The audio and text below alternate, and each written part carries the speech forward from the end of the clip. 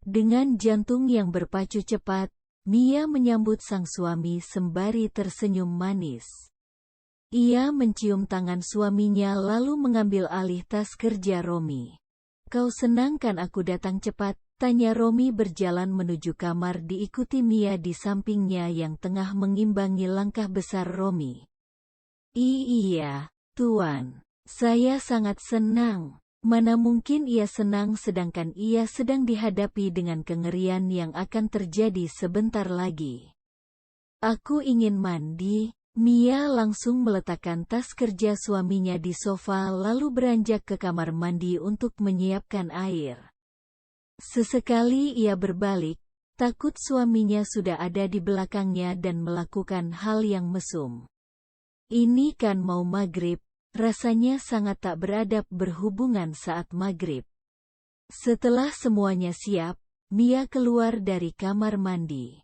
Dilihatnya Romi yang masih duduk di sofa tanpa membuka baju ataupun sepatu.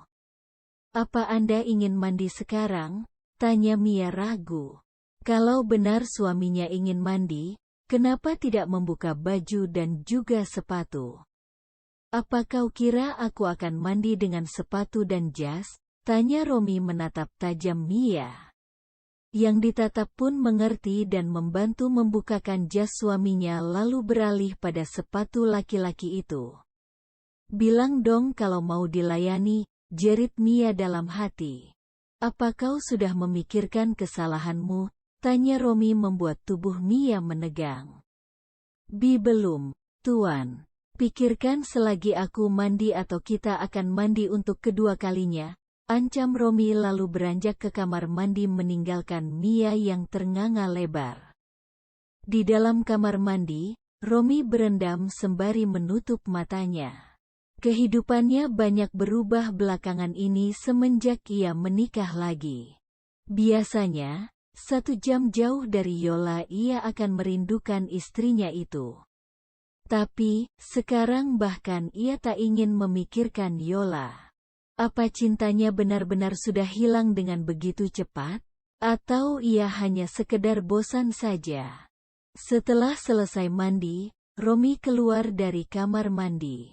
Laki-laki itu menatap sang istri siri yang tengah termenung di sofa sembari memeluk jas miliknya tadi.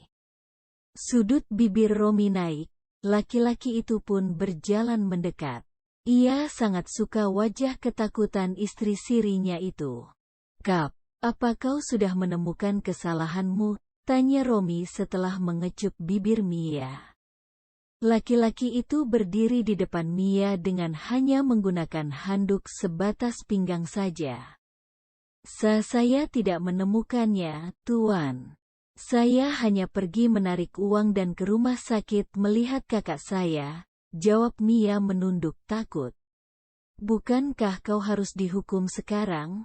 tanya Romi tersenyum sinis. "Sepertinya kau sangat suka sekali dengan hukumanmu," lanjut Romi menjambak rambut Mia agar kepala wanita itu mendongak menatapnya. "Sudah mau maghrib, Tuan. Saya ingin salat maghrib," ucap Mia pelan. Mendengar itu, dengan kesal Romi melepaskan rambut Mia lalu pergi ke ruang ganti untuk berpakaian. Mia menghela nafas lega, setidaknya ia bisa lepas untuk sementara. Dia bahkan tak datang sampai sekarang. "Kemana kau Romi?" teriak Yola melempar semua barang-barang di meja riasnya. "Apa dia ada di rumah babu itu?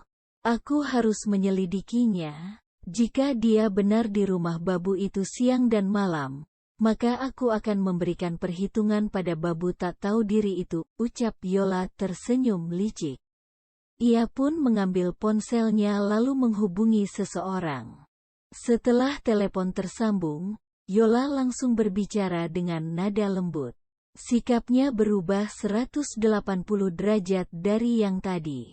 Entah siapa yang ia hubungi, tapi tampaknya dia adalah orang yang bermakna bagi wanita yang sudah memiliki suami itu. Di rumah istri siri Tuan Muda Sunario, kini kedua insan itu tengah makan malam. Setelah selesai salat maghrib sendirian, Mia pun mengajak Romi makan malam. "Tuan, apa besok saya boleh ke rumah sakit lagi?" tanya Mia di sela makan. Romi pun menghentikan gerakan tangannya lalu menatap sang istri. "Saya ingin menjenguk kakak saya," lanjut Mia seperti tahu tatapan tajam suaminya.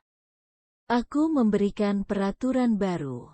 Kau hanya boleh ke rumah sakit sekali dalam seminggu," tegas Romi lalu melanjutkan makannya. Tetapi Mia langsung terkejut saat Romi menusuk sepotong ayam di piringnya dengan garpu. "Maafkan saya, Tuan." Mia tak berani lagi bersuara. Ia takut ditusuk dengan garpu seperti sepotong ayam itu. Setelah selesai makan, Mia langsung ke kamar sedangkan Romi pergi menerima telepon. Mia kembali merenung. Ia hanya boleh pergi sekali dalam 1 minggu ke rumah sakit. Itu sangat memberatkannya. Sepertinya, ia harus membeli ponsel baru untuk menyimpan nomor Dr. Harry. Yah, selama ini ia tak memiliki ponsel karena sudah lama rusak. Ia tidak ada uang untuk membeli ponsel karena uang gajinya habis untuk pengobatan sang kakak. Jadi, untuk mengetahui kondisi kakaknya, biasanya Dr. Harry selalu mengirim surat ke tempat kerjanya melalui kurir. Suara pintu kamar terbuka membuat Mia langsung tersadar dari lamunannya. "Anda mau kemana, Tuan?" tanya Mia saat melihat suaminya memakai jaket. "Bukan urusanmu." Romi mengambil ponsel yang sempat ia letakkan di meja lalu keluar dari kamar meninggalkan Mia yang kebingungan. "Apa aku harus bahagia?" tanya Mia menatap kepergian Romi sembari tersenyum senang. Akhirnya ia bebas walau hanya semalam saja.